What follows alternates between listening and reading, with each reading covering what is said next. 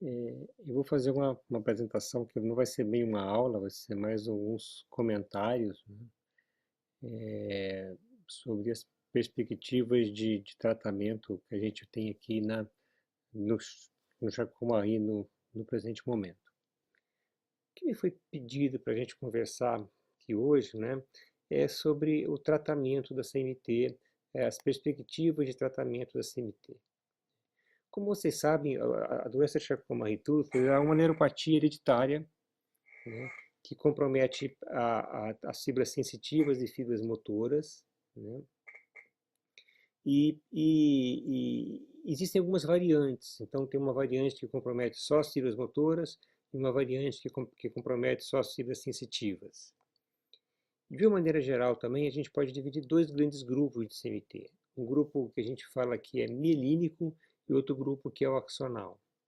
Se a gente imaginar o nervo como sendo um fio, né? Então a mielina seria a capa do fio, a capa de plástico isolante de fio, e o axônio seria a parte de metal do fio. As duas estruturas, aí, a mielina e o axônio, são fundamentais para o nervo funcionar bem. Se a gente tiver disfunção de qualquer uma delas, a gente vai ter problema, a gente vai ter o que a gente chama de uma neuropatia periférica, né? Eu gostaria também, para a gente poder entender alguns princípios de tratamento, de que, embora muitas doenças comecem na mielina, em geral é a parte axonal que vai lesar, que vai dar o quadro clínico, né? Então, o defeito está na mielina, o defeito está num gene da proteína que vai codificar o defeito está num gene que vai codificar, que vai elaborar uma proteína da mielina, mas essa proteína da mielina alterada, de alguma maneira, vai fazer com que o axônio não funcione bem. Então, no final das contas, né, a manifestação das neuropatias hereditárias, tanto mielínica quanto axonal, decorre da degeneração do axônio, tá? Isso não quer dizer que uma é mais grave para a outra. A gente pode ter lesões da mielina que são muito graves, e pode ter lesões do axônio que são muito graves, e a gente pode ter lesões da mielina que são benignas, que são leves, e pode ter lesões do axônio que são leves também. É só que para a gente entender que a via final comum, toda forma de manifestação, vai ser a degeneração do axônio, né? Isso é muito importante para a gente entender as diversas formas de tratamento. Bom, no momento atual, né, não há cura para o CMT. Então, não existe nenhum medicamento, não existe nenhum procedimento que vá curar o CMT, né? Isso é uma coisa que a gente precisa ter bem em mente, né? Às vezes aparecem coisas milagrosas aí na internet, as pessoas falam muitas coisas aí, mas na realidade não existe isso, né? Então, embora as perspectivas sejam muito boas, as perspectivas sejam grandes, né? Não existe no presente momento nenhum tratamento que leve à cura do CMT, né? No entanto, tem muito que pode ser feito, né? A primeira parte disso tudo aí, né, é a parte aí de reabilitação, de exercício, cirurgia quando necessário, né? Então, essas são procedimentos, né? São atividades que ajudam muito os pacientes, né?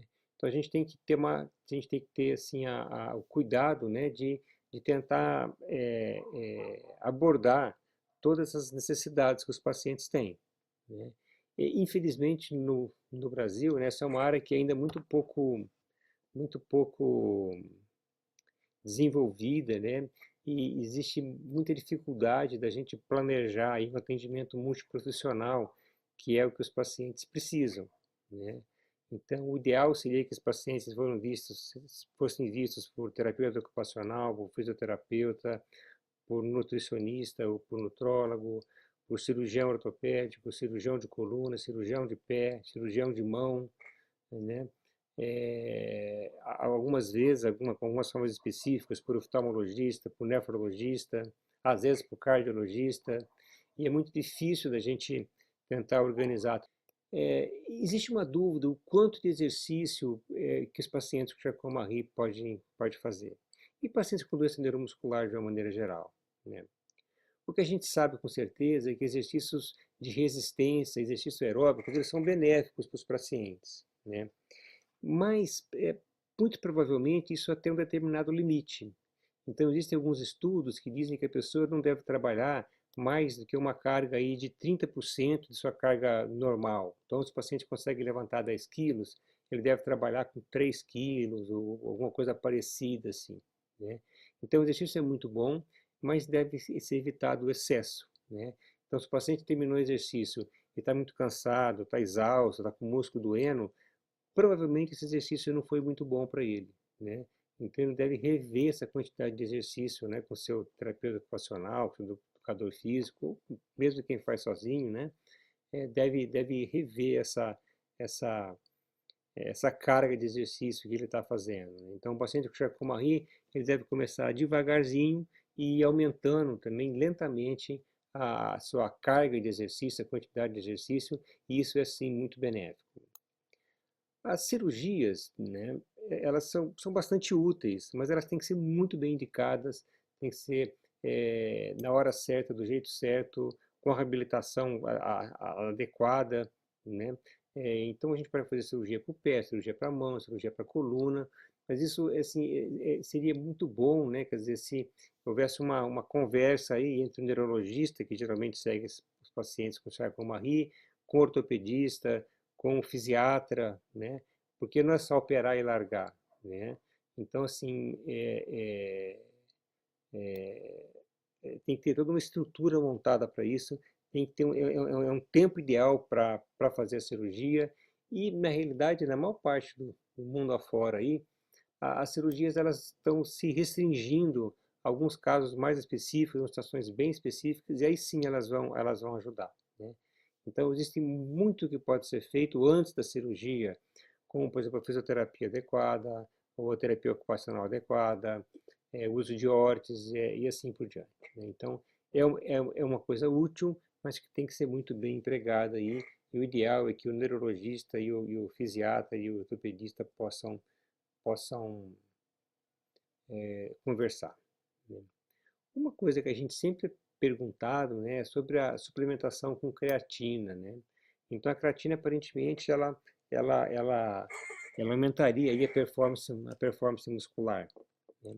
Existem algumas situações onde a pessoa realmente tem deficiência de creatina, né? E o mesmo vale para a coenzima Q10. Então, nessas situações, a reposição de creatina, suplementação de creatina, ou suplementação de coenzima Q10, poderia ajudar. Mas os estudos, né, realizados até o momento, eles não mostram que a creatina ou a coenzima Q10 elas vão ser úteis fora das situações específicas onde elas estão deficientes, né? Então, realmente, assim, não há nenhuma fundamentação científica em usar creatina, a não ser que o paciente tenha uma doença que realmente leve à deficiência de creatina ou de coenzima Q10, né? Gente, só gostaria de deixar claro aqui, né, que eu entendo que existam várias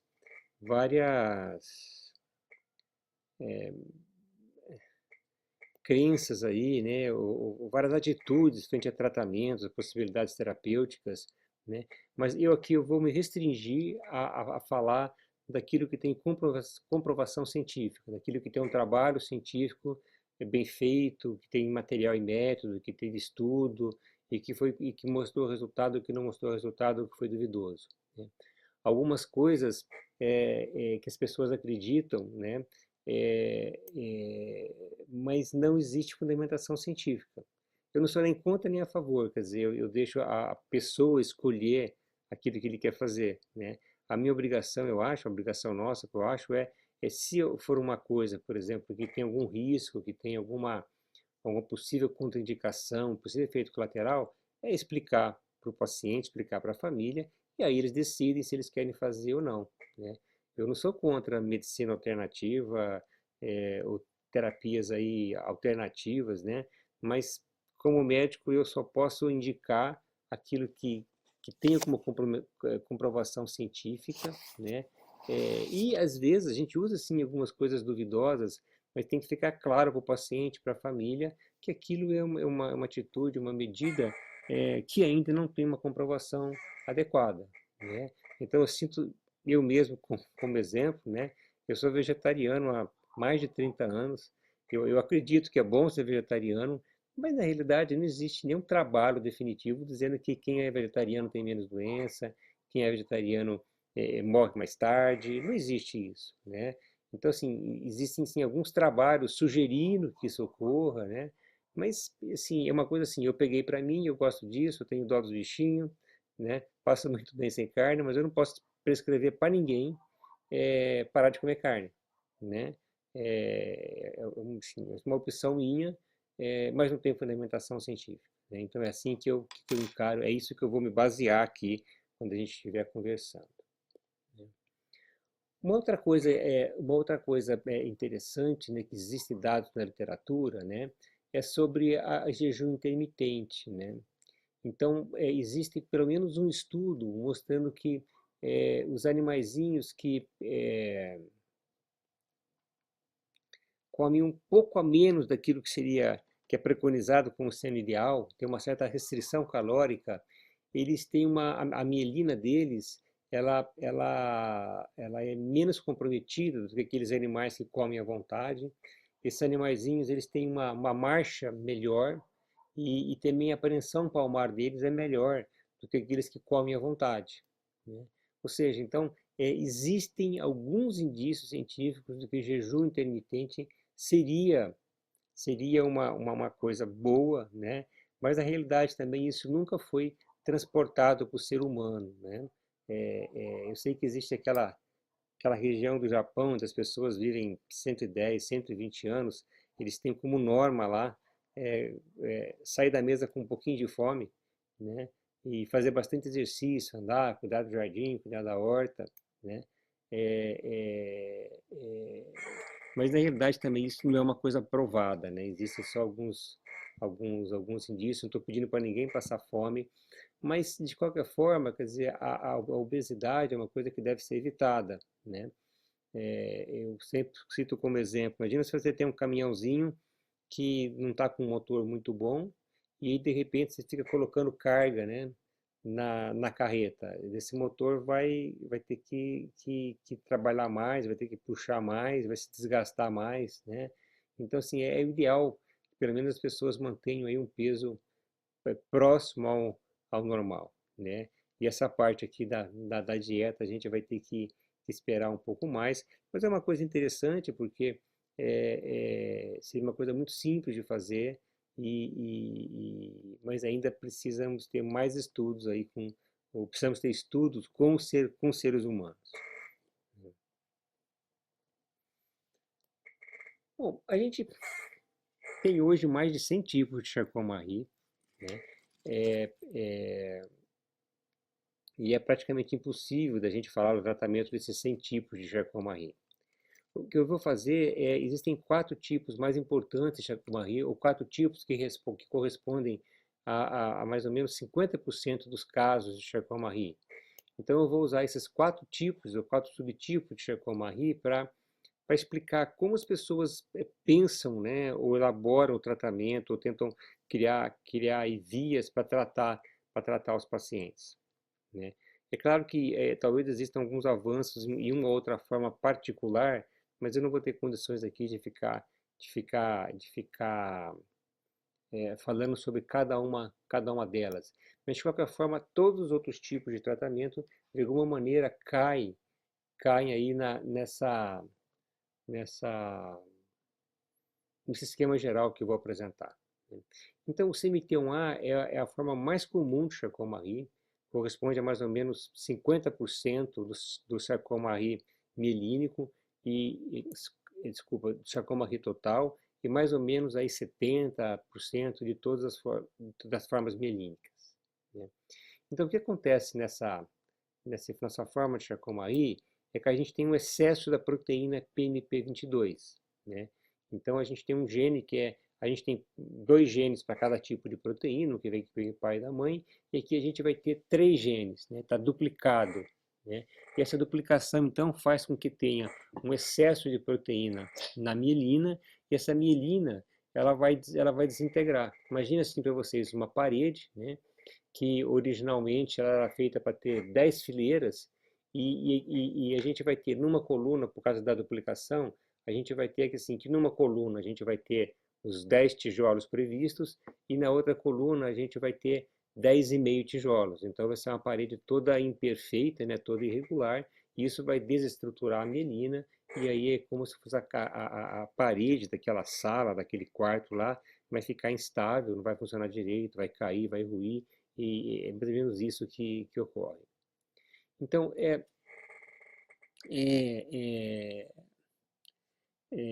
as pessoas pensando nisso, o que elas vão fazer? Elas vão estudar aquelas estruturas que estão, de alguma maneira, relacionados com a mielina, né? Que regulam a síntese da mielina.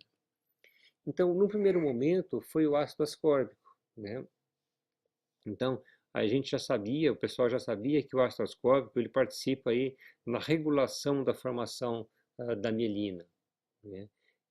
Isso, por exemplo, vocês vão fazer estudos experimentais, que tem que fazer um nervo no laboratório, né? Tem que ter mielina, tem que ter vitamina C para que a quantidade adequada, para que essa mielina seja bem formada, e se desenvolva da maneira ideal, né? Bom, então o que eles pensaram, né? Que se fizesse a suplementação da mielina, a gente poderia melhorar os pacientes com CMT1A, né? Bom, e aí eles fizeram o quê? Quer dizer, eles trataram camundongos, né, ratinhos que simulam o CMT1A, ratinhos que eles fizeram, ratinhos transgênicos, que têm aí 3 genes PMP22 e não 2, como seria o normal, né? Interessantemente, quando eles fizeram isso nos ratinhos, deram vitamina C para os ratinhos aí, né, houve uma melhora da performance do ratinho, né? Performa na anatomia, performa na biópsia, melhora na eletromiografia, no exame de choquinho, melhora clínica, né? Só que quando foi passar isso para o ser humano, essa melhora não ocorreu, não foi vista pelo menos, né? E na realidade esse é um exemplo, né, de como as coisas podem ser difíceis nos seres humanos, né? O Charcot-Marie é uma doença que evolui lentamente, assim, na maior parte do Charcot-Marie, a piora ocorre durante anos e anos e anos, né? Então, embora algumas formas sejam mais agressivas, a maior parte delas vai ter uma piora lenta e gradual. E aí é muito difícil de você medir se o paciente está estável, se ele está melhorando, se ele está piorando. Então, essa é uma grande dificuldade nos estudos de Charcot-Marie. Por isso é que são muito importantes aqueles estudos que a gente fala de história natural da doença. Nesses estudos, que o paciente tem que ir lá cada 6 meses ou cada ano no consultório, no ambulatório, né? Então, são feitas aí vários exames físicos, exame de choquinho que ninguém gosta, etc., né? Para tentar verificar se a doença está melhorando ou piorando. E isso vai ajudar também a depois verificar se o remédio foi bom ou foi ruim. Então, um dos problemas desse ácido ascórbico, existe, se não me engano, foram 5 estudos grandes, né, nos Estados Unidos, na Europa e na Austrália, com muitos pacientes, mas eles não conseguiram demonstrar que a vitamina C foi boa, né? Interessantemente também, né, quer dizer, na maior parte dos estudos, quando eles foram reavaliados, a conclusão foi de que talvez a amostragem fosse inadequada, ou seja, a maneira como estava sendo medida a piora não foi adequada. Um outro problema que talvez exista é que talvez no Charcot-Marie, quanto mais cedo você tratar a pessoa, melhor vai ser a resposta ao tratamento, né? Então, talvez, né, tratando as crianças, tratar mais precocemente possível, vai ter um bom resultado, né? Então, assim, pelo menos a maior parte desses trials aí tratou de adultos, teve um que tratou em crianças, mas o resultado foi inconclusivo. Uma outra situação é que a gente fala que também vai limitar, que vai organizar a mielinização, é a progesterona, né, o hormônio feminino, né? Então a gente sabe que no núcleo das células tem um receptor da progesterona. E quando essa progesterona se liga nesse núcleo aí, ele vai estimular a formação de mielina, a produção da proteína PMP22. Então o que as pessoas pensaram? Bom, se eu impedir a progesterona de ligar nesse receptor nuclear, eu vou diminuir a produção da mielina, né? E aí foi o que eles tentaram fazer, né? Só que em animais funcionou muito bem, né? Só que a substância, né, que eles utilizaram, a molécula que eles usaram para inibir que a progesterona se ligasse no núcleo da célula, ela é uma molécula que é tóxica, ela é hepatotóxica, dá uma, uma hepatite medicamentosa que é muito, muito grave, né? Então, esses estudos não puderam passar para os seres humanos, né? Eles estão tentando agora, o nome dessa substância chama onapristona, né? Eles estão tentando agora ver se conseguem remodelar essa molécula, essa onapristona aí, para que ela continue impedindo a progesterona de se ligar no núcleo, mas que ela não seja hepatotóxica, né? Então, essa é uma perspectiva interessante, né? Funcionou no animal, mas que não pôde ser passada aí para os seres humanos. Uma outra forma de tratamento, né, é aquela que vai bloquear a produção da proteína, né? Ou seja, se eu tenho um gene que está funcionando demais, se eu bloquear a produção da proteína, então eu posso bloquear a função desse gene, então eu posso melhorar aquela situação, né? Então, essas duas formas de tratamento aqui, o RNA de interferência e o oligonucleotídeo antissense, né, esses dois nomes feios aqui, né, RNAi e o ASO, nada mais são do que duas metodologias que vão impedir daquele gene produzir uma proteína, né? Então são metodologias que são úteis. Então, quando a gente tem produção excessiva de proteína ou quando a gente tem uma mutação que causa um excesso de atividade, um ganho de função, né? Então a gente tem, a grosso modo, dois tipos de mutação, vai?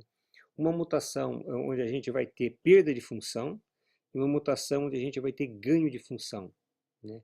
Naquelas mutações onde a gente tem ganho de função, se a gente desligar esse gene, a gente vai estar tratando a doença. E é isso então que o RNA de interferência e esses oligonucleotídeos antissense fazem. Eles desligam esse gene que é anormal. Essas duas formas de tratamento, então, elas já funcionam para algumas doenças, né? Por exemplo, para a atrofia espinhal progressiva, está saindo aí na imprensa que a gente tem, né? Quer dizer, pelo menos um medicamento ali que regula e os estudos mostram que esses medicamentos eles realmente têm feito sucesso, né? Eles são bons, eles melhoram. A criancinha que estava parando de andar, volta a andar. A criancinha está parando de correr, volta a correr. No adulto, com a miotrofia espinhal, também, os estudos também estão mostrando que eles são bons, né? E essas duas tecnologias aí, elas têm sido testadas para algumas formas de Charcot-Marie, não só para a CMQ1A, mas para qualquer outra forma de Charcot-Marie onde exista mutação com ganho de função, né? Então, essa é uma perspectiva muito boa, né? Já existem doenças, já existem doenças sendo tratadas dessa maneira, e existem estudos experimentais no Charcot-Marie para várias mutações aí que foram efetivas, que funcionaram, e eu sei que para algumas formas aí eles estão tentando já fazer em seres humanos, né? Então, essa é uma perspectiva excelente. O pessoal já domina a tecnologia, tanto do RNA de interferência quanto do seu oligonucleotídeo antissense, e a gente espera que em breve a gente vai ter boas notícias aí a respeito dessas duas metodologias.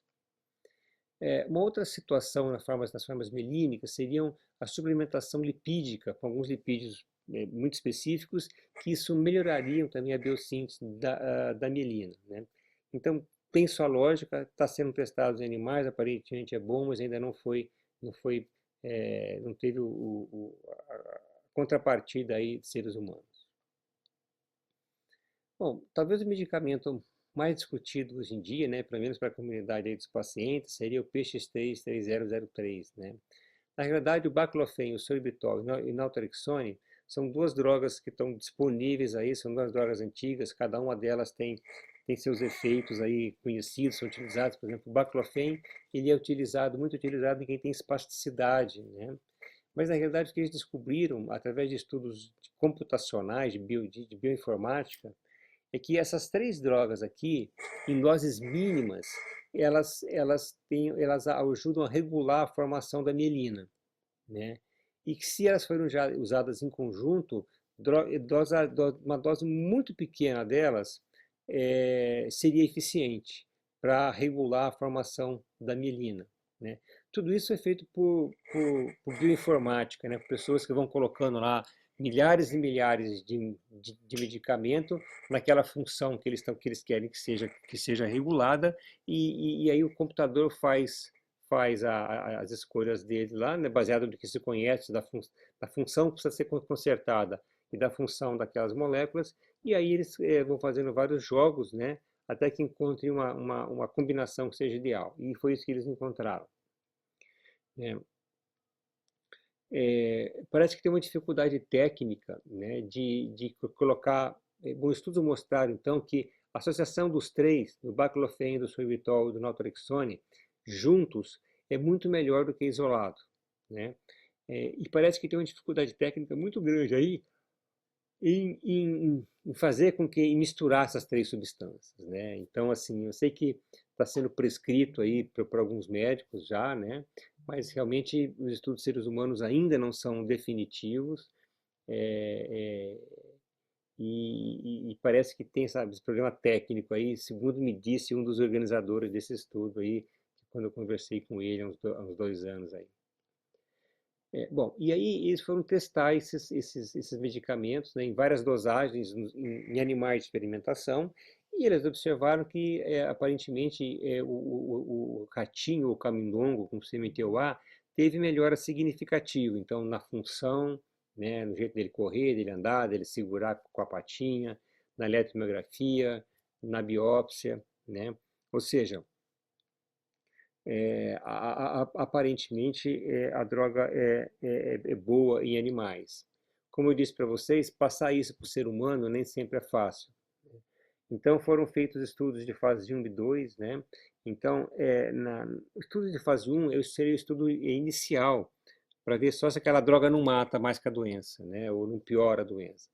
O estudo da fase 2 é feito com um número maior de pacientes e o principal objetivo dele não é nem mostrar se a droga é boa ou não, é mostrar se o uso dela a longo prazo realmente não causa nenhum dado e talvez tenha um efeito positivo, né? E os estudos de fase 2, então, do PXT3003, mostrou realmente que talvez tenha um efeito essa combinação, né? Então, aparentemente ela não causa mal algum, né? Não causa nenhum mal significativo, né? Importante. E existem alguns indícios ali de que a droga talvez seja boa, né? Eu digo talvez porque no estudo que foi apresentado, eu estava presente no congresso do Peripheral Nerve Society quando a droga foi apresentada na Itália, né? E assim, houve alguns questionamentos aí a respeito da significância dos achados, né? Embora, então, alguns estudiosos acharam que os resultados justificavam o uso da droga, que ela era uma droga realmente boa, outros achavam que, que na realidade aquela diferença não era significativa entre os que tomaram e os que não tomaram, né? De qualquer forma, existem indícios de que ela fosse boa, e agora a gente está aí na fase 3, né? Tem fase 3 da, da droga, né? Dessa combinação que está em andamento, e aparentemente os resultados são satisfatórios, mas esse estudo ainda não terminou, não foi publicado, então realmente a gente não sabe isso no final das contas vai ser ou não positiva e o quanto é positivo, né? Se isso é significativo ou não para a vida dos pacientes, né? Então, a gente espera que deve estar para terminar esses estudos, né? Então a gente espera aí a fase final deles para a gente poder realmente decidir se isso vai ser bom ou não, né? De novo aqui eu faço um outro problema que a gente tem com os estudos de seres humanos, né? Especialmente no Charcot-Marie, naquelas situações de doença lentamente evolutiva, né? Porque assim, às vezes você demonstra cientificamente que aquela droga, ou no caso aquela combinação de drogas é boa, mas isso não tem repercussão funcional para o paciente, né? Então, o médico, o cientista vai falar assim, ó, tá vendo, melhorou, mas o paciente não nota que melhorou, né? Então, isso que a gente está esperando agora, né? Então, essa fase 3 está em andamento já, é, mas a gente está esperando para ver o resultado final. Parece também que eles já estão aí, já estão aí trabalhando na legalização dessas drogas em alguns países, né? Eu acho que não vai ter muita dificuldade para aprovar, porque aparentemente mal não faz, né? E eu não sei quanto ao preço, né? Isso eu não tenho ideia se vai ser uma coisa acessível ou não. Bom, uma outra situação que existe, né, é aquela reposição do gene, né? Então, aqui no CMT-X1, que é a segunda mutação mais frequente, né, tem alguns estudos já mostrando que a reposição do gene ela é uma coisa que funciona, né, pelo menos em animais de experimentação, né? E isso já existe também para algumas doenças. Então, por exemplo, na miotrofia espinhal progressiva também, né, quer dizer, no AMI, né, também já está provado que a reposição do gene funciona, né? É muito caro, né? Se vocês todos escutaram na imprensa, é o remédio mais caro do mundo. Eu vi um paciente que ganhou na justiça, isso é 8 milhões de reais, né, para um paciente, né? É, é, mas assim, mas é uma coisa que funciona. Existem muitas dificuldades técnicas que estão sendo vencidas aos poucos, né? É, é, é, mas é uma coisa que está evoluindo muito, né? Talvez vocês perguntem por que acontece tudo para o AMI, né? Porque no AMI é uma situação muito particular, é um defeito relativamente fácil de ser corrigido, né? É uma situação muito bem definida e é uma mutação só para a grande maioria dos pacientes. Ao contrário do que acontece no Charcot-Marie, que são mais de 100 genes e cada gene pode ter muitas mutações. O homem é uma coisa muito restrita, então facilita os estudos, facilita a elaboração de tratamento. No entanto, o que é feito aqui, né? Você pega um gene que está normal, né? E você vai colocar esse gene num caminhãozinho que é um vírus, e esse vírus vai ter que chegar lá no sistema nervoso e vai ter que repor aquele gene que não está funcionando, né? Então, assim, não é uma coisa fácil, mas é uma coisa viável, já está em andamento, né? Como eu disse, no AMI já foi aprovado para o tratamento clínico, as pessoas já podem usar, né? Existem algumas dificuldades, por exemplo, às vezes esse vírus ele não consegue penetrar no sistema nervoso, então você tem que fazer uma injeção, como se fosse uma hack, né?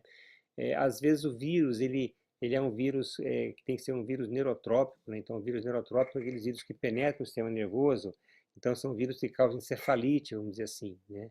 Então, já aconteceu de utilizar um vírus desse, aí eles têm que fazer o vírus que é virulento virar não virulento, não causar doença, mas quando colocaram na pessoa, um voluntário, esse vírus ficou virulento. E aí, então, teve vários problemas, né? Então, por isso que esses estudos surgiram um atraso ocorreu um atraso nesses estudos aí. No entanto, é um estudo que tem sistema muito ativo, tem vários grupos trabalhando não só na CMT-X1 e em animais de experimentação, eles se mostraram bastante efetivos aí e esses estudos são bastante promissores. Uma outra situação que isso ocorreu, né, no CMT1B, pelas mutações no MPZ, né, na proteína zero da melina, é o seguinte, mas também pode ser transposto para outras formas de Charcot-Marie. Às vezes, o gene é produzido, a proteína é produzida, né, com defeito, e aí ela vai ser transportada por um sistema que a gente chama de retículo endoplasmático, é como se fossem as estradas dentro da célula, né, que vão levar a proteína para onde ela tem que estar. Então, por exemplo, ela é produzida e vai ter que ser transportada até a membrana, a parte de fora da célula. Acontece que, às vezes, quando essa proteína ela é mal formada, né, ela é anormal, ela está mutada, ela, na estrada, ela é como se fosse fazer um engarrafamento, né? E aí, então, vai formando um bolo de proteínas ali, e ali não passa nem a proteína MPZ normal, nem outras proteínas, e isso vai causar um distúrbio metabólico muito importante na célula. Esse curcumim, né, e o que ele faz? Ele, como que ele limpasse, né, aqueles tratores que vão limpando tudo. Então, esse curcumim, ele pega essa proteína que está no retículo endoplasmático, joga para dentro da célula, para o citoplasma da célula, e esse retículo plasmático ele fica liberado, e isso, as proteínas normais conseguem chegar ao seu destino. Bom, isso em animais de experimentação também funcionou, né? Mas existe uma certa dificuldade nos seres humanos. Eu sei que alguns médicos prescrevem isso, mas isso funcionaria para algumas mutações muito específicas, de genes específicos, e aparentemente teria que ser um curcumim especial ali, não poderia ser o curcumim de rotina que a gente encontra aí na, na, em lojas de produtos naturais ou tempero, né? De qualquer forma, então, também é uma situação bastante simples, uma molécula comum que poderia ser útil, mas os estudos também estão avançando nessa fase aí. A coenzima Q10 eu já disse para vocês, né, quer dizer, ela é muito útil, ela é muito útil naquelas situações onde tem deficiência de coenzima Q10, né, mas no resto provavelmente não é útil. Como não faz mal, a não ser para o bolso, as pessoas acabam usando de uma maneira mais liberal. Uma outra possibilidade diagnóstica como a gente já viu, para cada proteína a gente tem dois genes, né? Um que vem do pai e um que vem da mãe. Naquelas situações que são heterozigotas, que a pessoa tem dois genes, existe a possibilidade de você fazer o quê? Pegar aquele gene, aquela proteína, né, que está funcionando e fazer com que ela trabalhe mais, aquele gene trabalhe mais. Ou você colocar drogas para aquela proteína que está circulando seja mais efetiva, né? Então, isso a gente chama de usar agonistas, né, daquela proteína, no caso da metofusina. Então, existe a possibilidade, por exemplo, de você dar alguns medicamentos, algumas drogas para as pessoas que vão fazer a função daquilo que está faltando, né? Então, essa também é uma possibilidade diagnóstica, tem sido bastante pesquisada aqui na metofusina, mas pode ser utilizada em outras situações, né? Existem várias outras situações que poderiam ser lembradas, né, no tratamento, por exemplo, do Charcot-Marie, e algumas já foram. Todas as doenças neurodegenerativas, o Charcot-Marie é uma delas, a gente tem um processo inflamatório. Não é que a doença seja uma doença inflamatória, como é o lúpus, como é a artrite reumatoide, né? Mas é que tem um processo inflamatório secundário. E se você compensar esse processo inflamatório secundário, você pode, de alguma maneira, melhorar a evolução da doença, né? Só que provavelmente isso teria que ser feito muito precocemente. Então, se eles tratam um ratinho lá com CMT1A logo que nasceu, com alguns anti-inflamatórios aí, a evolução desse ratinho vai ser bem boa, né? Vai ser melhor que ele não tratado. Então, essa é uma possibilidade de estudo que também está sendo estudada, está sendo levantada, está sendo averiguada, né? E existem perspectivas que possa ser utilizado. Esse seria quase que um processo geral, né? Quer dizer, sempre que a gente souber que uma pessoa tem risco de ter Charcot-Marie, o nenenzinho, teria que testar o mais precocemente possível para usar essa via de tratamento ali, né? Uma outra coisa seriam transplantes de células-troncos, né? Ou os fatores neurotróficos, né? Então, existem fatores que estimulam o crescimento do músculo, que estimulam o crescimento do nervo, e existem alguns estudos em Charcot-Marie, um bem antigo até, onde a utilização de fator neurotrófico melhorou bastante a performance do ratinho. De novo, aqui o problema foi a toxicidade desses fatores neurotróficos quando eles foram injetados no ser humano, e isso é uma coisa que eles estão tentando consertar ali, resolver, né? E talvez a última possibilidade que eu gostaria de falar com vocês isso seria a inibição da degeneração axonal. Vocês se lembram quando eu disse para vocês que seja lesão no axônio, seja lesão na mielina, no final das contas, o que vai causar o quadro clínico seria a degeneração do axônio, né?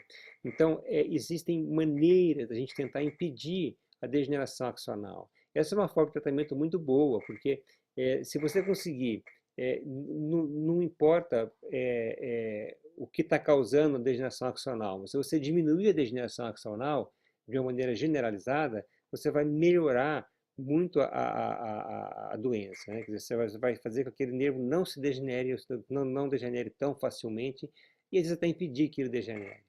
Então, existe um sistema nas células que são sistemas que promovem degeneração axonal e eles são, assim, eles são engatilhados, né?